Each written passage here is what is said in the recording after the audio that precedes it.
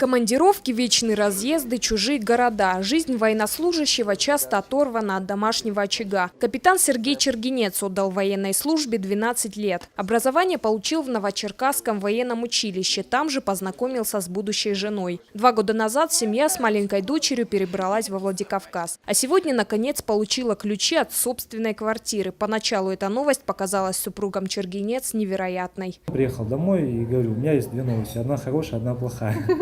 Вот, одна хорошая, у нас будет жилье, а плохая новость то, что придется ей участвовать в официальной части, там, разговаривать, говорить речь. Она у меня человек скромный достаточно. Весна – это самый большой жилой комплекс для военных в Северной Осетии. 9 высотных зданий, 1 дом для тех офицеров, кто в республике остался жить навсегда. 835 квартир площадью от 40 до 100 квадратных метров с капитальным ремонтом. Новоселам нужно завести сюда только мебель. Мы очень рады, что у нас есть и собственное жилье теперь.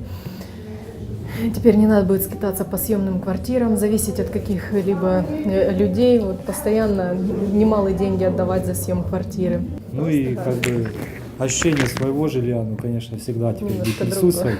Потому что, да, когда, я думаю, после работы сюда будешь приходить, уже оно твое, домашний свой уголок.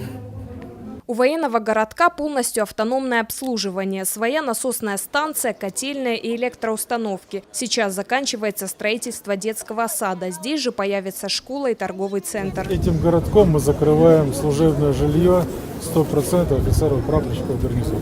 Если брать по округу, то 80% гарнизонов обеспечены полностью служебным жильем.